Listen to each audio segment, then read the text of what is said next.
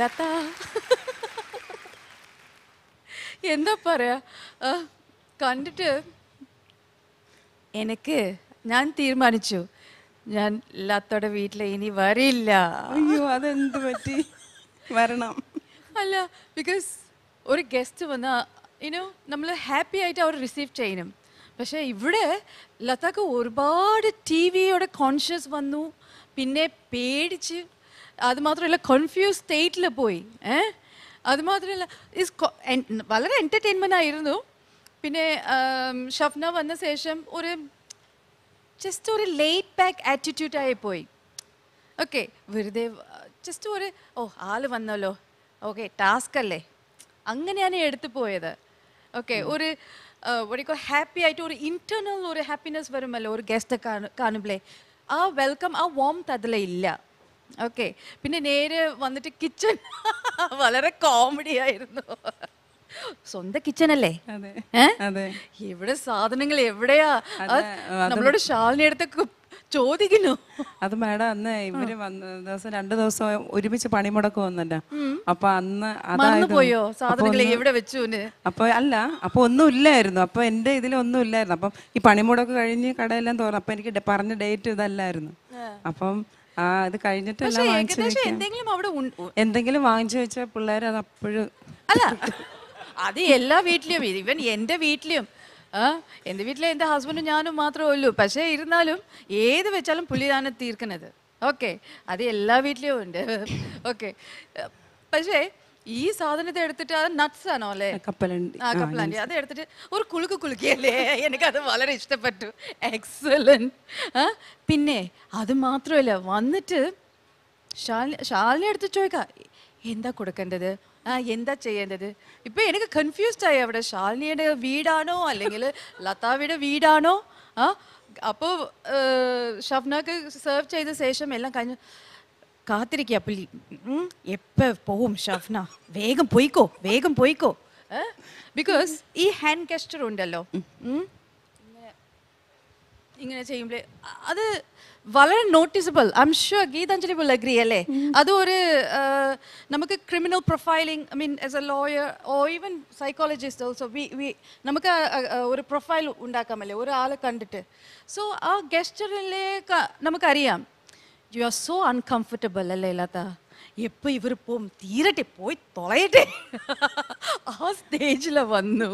But എന്നാലും വളരെ tension ഇരുന്നാലും ഒരാൾ നമ്മൾ വീട്ടിലേക്ക് വന്നല്ലേ, നമുക്ക് അതല്ലേ ഇതിൻ്റെ മെയിൻ ടാസ്ക്. ഒക്കെ അത് ഇസ് ഡിഫറെൻറ്റ് തിങ്. പക്ഷേ ഒരാൾ വന്ന ശേഷം നമുക്ക് ടെൻഷൻ പറഞ്ഞിട്ട് വെക്കാൻ പാടില്ല. ബിക്കോസ് ഒന്നൊരു ഹ്യൂമൻ ബീങ് അല്ലേ. പുള്ളിക്കാരത്തി തന്നെ ബോറടിച്ചിട്ട് അവർ തന്നെ സംസാരിക്കാൻ തുടങ്ങിയത് ഫാമിലി അടുത്ത്. ബിക്കോസ് വൺ വേ ട്രാഫിക്കായി പോയി. പിന്നെ അത് കഴിഞ്ഞ് ഷീ ഓൾസോ ഫെൽറ്റ് ബോർഡ്. അതുകൊണ്ടാണ് നിങ്ങളടുത്തും സംസാരിച്ചു. സോ വളരെ എൻ്റർടൈൻമെൻ്റ് ആയിരുന്നു. പക്ഷെ അത് ഒരു ജെന്യുവിൻ ഫീൽ കിട്ടിയില്ല. ഓക്കെ, സോ നമുക്ക് കൃഷ്ണകുമാറുണ്ട്, പിന്നെ ഗീതാഞ്ജലി ഉണ്ട്, അവരുടെ അടുത്ത് ചോദിക്കാം. ഓക്കെ, താങ്ക് യു ചേച്ചി. ലത,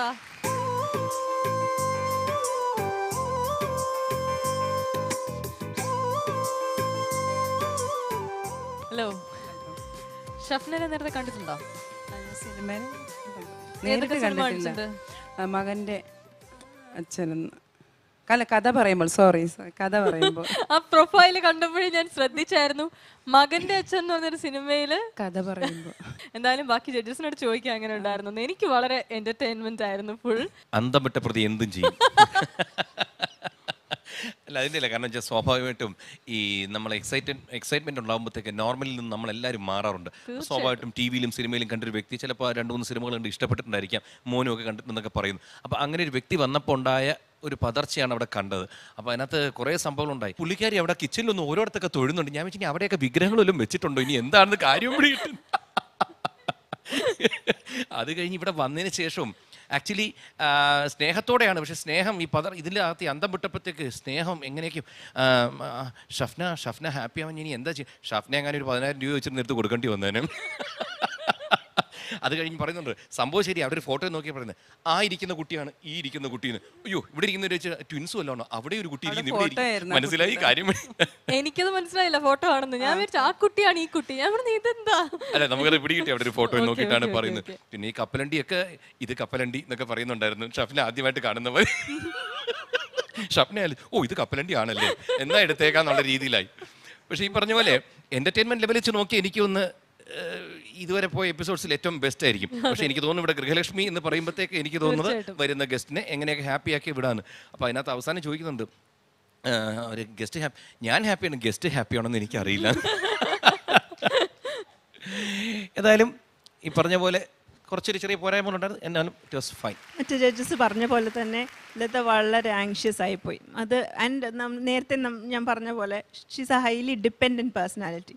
വളരെ ഹസ്ബൻഡിലും കുട്ടികളിലും ഒക്കെ വളരെ ഡിപ്പെൻഡൻ്റ് ആണ്. അതുകൊണ്ടാണ് ആ ഗസ്റ്റ് വന്ന ഉടൻ തന്നെ ഹസ്ബൻഡിനെയും മോനെയും പുറത്തേക്ക് വിളിച്ചിറക്കി അവർ ടേക്ക് ഓവർ ചെയ്തോട്ടെ എന്ന് വിട്ടത്. എന്നിട്ട് നേരെ അങ്ങ് കിച്ചണിലേക്ക് ഓടി രക്ഷപ്പെട്ടു. പലപ്പോഴും കിച്ചണിനകത്ത് പോകുമ്പോൾ സ്ത്രീകൾക്ക് ഭയങ്കര സെക്യൂർ ഫീലിംഗ് കിട്ടുന്നുണ്ടെന്ന് തോന്നുന്നു. അപ്പോൾ അതുകൊണ്ട് അല്ല വേഗം കിച്ചണിലേക്ക് ഓടി രക്ഷപ്പെട്ട പോലെയാണ് തോന്നിയത്. അല്ലാതെ ഒരു സ്നാക്കും റെഡിയാക്കി തിരിച്ചുണ്ട് ഒന്നും ഇരിപ്പില്ല എന്നുള്ള ഒരു ടെൻഷൻ എനിക്ക് ഉണ്ടായിരുന്നു. ശരിയാണ്, ഭയങ്കര ആങ്ഷ്യസ് ആയി. ആ ഒരു ആങ്സൈറ്റി എവിടെയാണ് ഫ്രീ ആയിട്ട് നിൽക്കാൻ പറ്റുന്നത്? കിച്ചണിൽ ഓടി കിച്ചണിലേക്ക് കയറി. പിന്നെ അവിടെ നിന്ന് എന്താ ചെയ്യണ്ടേ അതൊക്കെ നമ്മൾ കണ്ടല്ലോ. പിന്നെ ഈ സ്നാക്സും ജ്യൂസും കൊടുക്കുന്നതല്ല ഒരു സെലിബ്രിറ്റിയോ അല്ല ഏത് ഗസ്റ്റിനും ഇമ്പോർട്ടൻ്റ് ആയിട്ടുള്ളത്. അവരാദ്യം കംഫർട്ടബിൾ ആക്കുക, അവർ വന്നതിൽ നമ്മൾ സന്തോഷിക്കുന്നു, അവരാരാണ് എന്താണ് ചെയ്യുന്നത് കുറച്ചെങ്കിലും ഒന്ന് സംസാരിച്ചിട്ട് വേണം തീറ്റിക്കാൻ, അല്ലേ? കുടിപ്പിക്കാനോ തീറ്റിക്കാനോ ചെയ്യുന്നത്. പിന്നെ ഈ ഒരു ഷഫ്ന എന്ന് പറയുന്ന ഒരു ബഡ്ഡിങ് ആർട്ടിസ്റ്റ്, തീർച്ചയായിട്ടും ലതയുടെ ഗാർഡൻ ഒന്ന് കാണാൻ അവർക്ക് താല്പര്യം ഉണ്ടാവും. നല്ല ഭംഗിയുള്ള പൂക്കളുണ്ടായിരുന്നു, അവിടെയൊക്കെ ഒന്ന് നടത്തി സംസാരിക്കാൻ.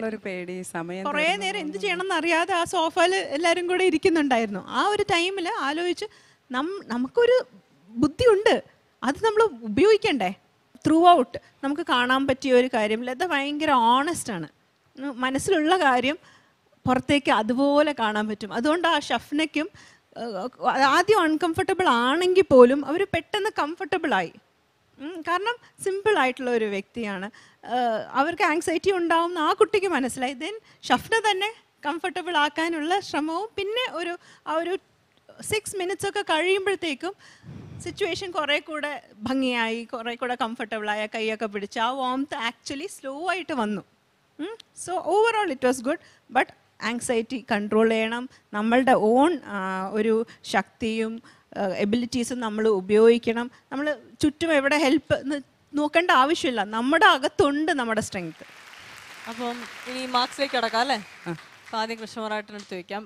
ഔട്ട് ഓഫ് 40 ഇതിനിടയ്ക്ക് ഗീത പറഞ്ഞൊരു പോയിന്റോട്ടും കൂടി ഒന്ന് പറഞ്ഞിട്ട്, കാരണം വെച്ചാൽ ഒരു ബഡ്ഡിങ് ആർട്ടിസ്റ്റ് നമ്മുടെ വീട്ടിൽ സ്വാഭാവികമായിട്ട് അവരുടെ സിനിമാ വിശേഷങ്ങൾ ചോദിക്കും. ഇപ്പോൾ ഏതാണ് ഷൂട്ടിംഗ് നടക്കുന്നത്, അപ്പോൾ അവർ സിനിമയുടെ കാര്യങ്ങളൊക്കെ പറയും. അപ്പോൾ വളരെ ഈസി ആക്കാമായിരുന്നു. ഈ പറഞ്ഞ പോലെ 6ാമത്തെ 7ാമത്തെ മിനിറ്റ് കഴിഞ്ഞപ്പോഴത്തേക്ക് അതൊക്കെ കയ്യിലൊക്കെ പിടിക്കും. ഇത് ആദ്യം ആയിരുന്നെങ്കിലുണ്ടല്ലോ വളരെ മനോഹരമായിരുന്നു തന്നെ. കാരണം വെച്ചാൽ ഈ പറഞ്ഞ പോലെ ജ്യൂസോ കപ്പലിൻ്റെ ഒന്നുമല്ല വിഷയം.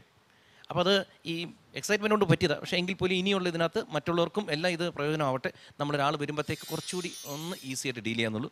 32 marks. 32 out of 40. Okay, Geetanjali ma'am, out of 40? ഞാനും 32 മാർക്സ് കൊടുക്കും. 32 again, 32 out of 40.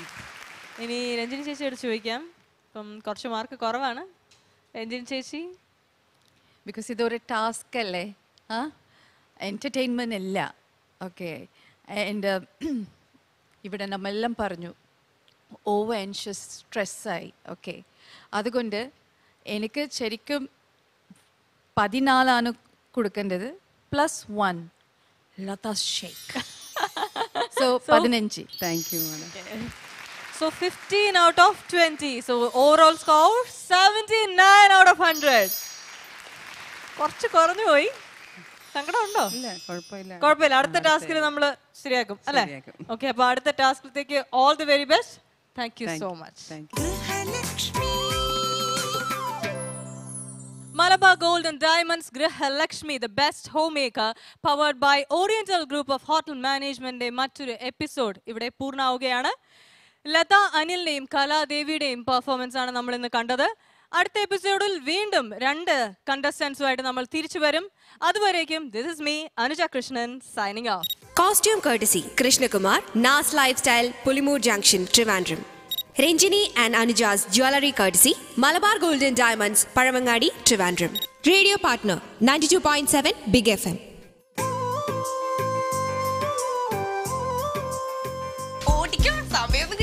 Chicken biryani വെച്ചാൽ പോലും പിടിക്കാത്ത ആൾക്കാരാണ്. കുറച്ച് ടൈമിങ്ങിന്റെ പ്രശ്നമുണ്ടായി. നമുക്ക് സെർവും കൂടി ചെയ്യണം എന്നുള്ളത് ഇടയ്ക്ക് ഓർമ്മയിലുണ്ടാവണം. എത്ര പെട്ടെന്ന് ഉണ്ടാക്കാവുന്ന ഒരു സംഭവമല്ല. നെയ്ച്ചോറും പിന്നെ ഇതെന്ത് പറയുന്നു, ഒരു സ്ഥലത്ത് നിന്ന് ആവശ്യമുള്ള എല്ലാ പാത്രങ്ങളും ഷംഷാദ് എടുത്തുകൊണ്ട് വരാൻ പറ്റി. ഞാൻ ആരാത് പറയാനുള്ള ചേച്ചീനെ കണ്ടുവെക്ക്. നമസ്കാരം. കുറച്ച് ശാലിനി അടുത്ത് വന്നിട്ട് ഹസ്ബൻഡ് എടുത്ത് ചേച്ചി 10 മിനിറ്റിനുള്ളിൽ സാറിനെ തിരിച്ചാക്കണം. ചായ കൊണ്ടുവന്ന് കഴിഞ്ഞപ്പോൾ തൊട്ട് കല നല്ല രീതിയിൽ സംസാരിക്കുന്നുണ്ടായിരുന്നു. പ്ലസ് പോയിന്റ് ആയിട്ട് എന്താണ് തോന്നിയത്? നന്നായി അദ്ദേഹത്തോട് സംസാരിച്ചു എന്നുള്ളതാണ്. സ്വന്തം ഭാര്യമാരോട് നമുക്ക് അത്ര കണ്ടാണെന്ന് പറയാം, നമുക്ക് ഒരു സൗന്ദര്യം തോന്നാറില്ല. ഭാര്യമാരോട് കൊറേ പെണ്ണുങ്ങളുള്ള അതാ സമാധാനമായിട്ട് ഞങ്ങളെല്ലാം കൂടെ പാരയായിട്ട് വന്നു.